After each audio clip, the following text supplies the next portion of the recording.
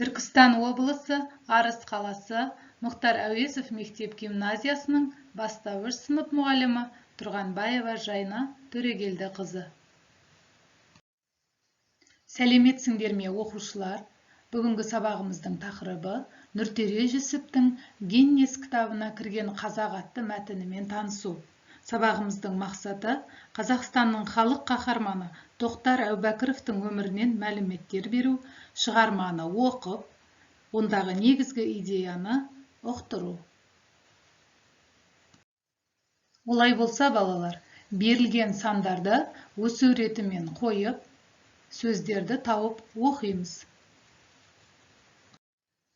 Дұрыс айтасыңдар, балалар. Берілген сөз Гиннес сөзі болатын.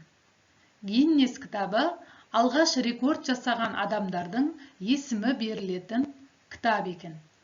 Рекорд еңбекте, спортта қол жеткен ең жоғарғы табыс екен. Олай болса, Гиннес рекордтар кітабы бұл әлемдік рекордтар енетін жылдық жинақ екен. Қарайықшы, балалар, суреттен біз кімді көріп тұрмыз? Біз суреттен ғарышкерді көріп тұр екенбіз. Ғарышкер дегеніміз, олар ғарышқа, аспан әлеміне ұшатын адамдар екен. Аспан әлемінде көптеген ғалам бар. Ал біздер жер ғаламында өмір сүреміз. Иә, ғарышкер ағаларымыз ғарышқа зымыранмен ұшады екен. Оны ғарыш кемесі деп атайды екен. Олар ғарышқа ұшып барып, аспан әлемін зерттейді екен. Ғарышқа ұшатын ғарышкерлер арнайы киімдер киеді. Ол скафандр деп аталады екен. Ол скафандр киімі ғарышқа ұшуға лайықталған киім екен. Ғарышкерлердің бәрі Байқоңыр ғарыш айлағынан ұшады, балалар. Ол Қызылорда облысында орналасқан екен. Балалар, алдарыңда қазақ қырандары, тұңғыш қазақ ғарышкерлерін көріп тұрсыңдар.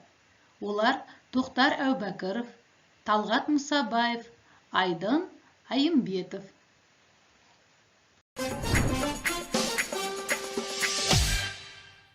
Сен адамзаттың ғарышқа сапары ең алғаш қазақ жерінен басталғанын білесің бе? 1957 жылы 4 қазанда Қызылорда облысындағы Байқоңыр ғарыш айлағынан жердің тұңғыш жасанды серігі ұшырды. Сол жерден 1961 жылы 12 сәуірде ғарыш әлеміне ұшқан бірінші адам Юрий Гагарин болды. Арада 30 жыл өткен соң 1991 жылы тұңғыш рет қазақ ғарышкері, Кеңес одағының батыры Тоқтар Әубәкіров ғарышқа аттанды. Байқоңыр бүгінгі таңда әртүрлі елдердің ғылым және коммерциялық зерттеу бағдарламалары бойынша жердің жасанды серіктері ұшырылатын халықаралық ғарыш айлағына айналды. Олай болса, балалар, оқулықта берілген Гиннес кітабына кірген қазақ атты Нұртөре Жүсіптің мәтініне қараймыз. Нұртөре Жүсіп 1961 жылы 29 сәуірде Қызылорда облысы Шиелі ауданында, қазіргі Керделі ауылында дүниеге келген екен. Ақынның көптеген кітаптары бар екен. Тоқтар Оңғарбайұлы Әубәкіров, қазақ халқынан шыққан тұңғыш ғарышкер. Ол мектеп бітіргеннен кейін Ресей Федерациясындағы Армавир жоғары әскери ұшқыштар училищесіне түсіп бітірген. Кеңес одағы әскери әуе күштерінде ұшқыш болды. Кейін Мәскеуде ұшқыш сынақшылар мектебін және Мәскеу авиациясы институтын бітірген. Тоқтар Әубәкіров 1988 жылы Кеңес одағында тұңғыш рет әуеде қонбай, ұшаққа 2 рет жанармай құйдыру арқылы солтүстік полюске ұшу сапарын ерлікпен орындап, Кеңес одағының батыры деген жоғары атаққа ие болды. 1990 жылы ғарышкерлер құрамына алынды. 1991 жылы 2 қазанда Байқоңырдан ғарышқа ұшты. 10 қазанда жерге оралды. Тоқтар Әубәкіров қазір Қазақстан Республикасы президентінің кеңесшісі. Тоқтар Батыр, айналады ел бір сенен, есіміңді білсе әлем, ғарышқа ұшқан қазақтың тұңғышына бір сәлем. Тоқтамайды осаңыз, біз жолыңды тосамыз. Тоқтар ерлік, ерлікті күнде өлеңге қосамыз. Баспайтын ол жыр таңы, жүрегімізді жылытады.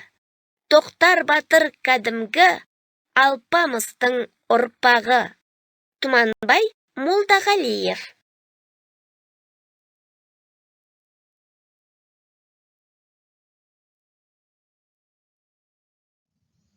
Оқулықпен жұмыс. Гиннес кітабына кірген қазақ. Тбилиси ұшағы мен жаңа әдіспен ұшақты көтеру оқиғасына бүкіл әлем көз тікті.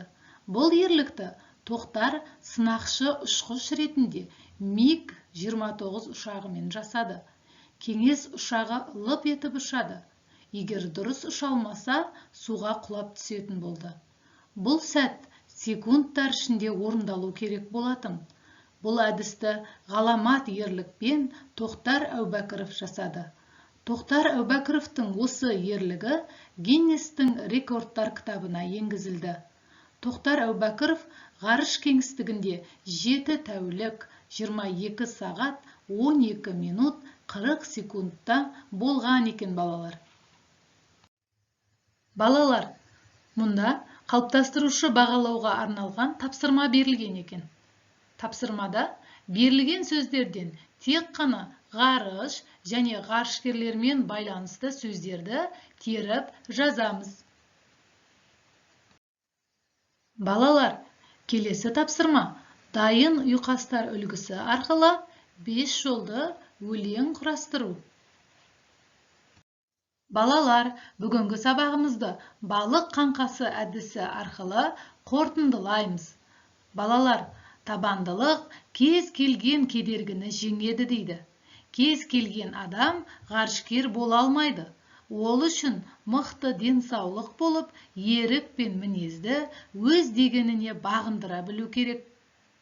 Білім жинақтау жолында да балалар табандылық көрсету қажет. Сонда ғана адам алға қойған мақсатына, аңсаған арманына жетеді екен. Сабағымыздың соңында ғарышкер болғысы келетін балаларға барлығы да армандаудан басталатынын ұмытпаңдар. Армандаудан қорықпаңдар. Жалқаулыққа салынбаңдар балалар дегім келеді. Баршаңа сәттілік тілеймін. Сау болыңдар балалар.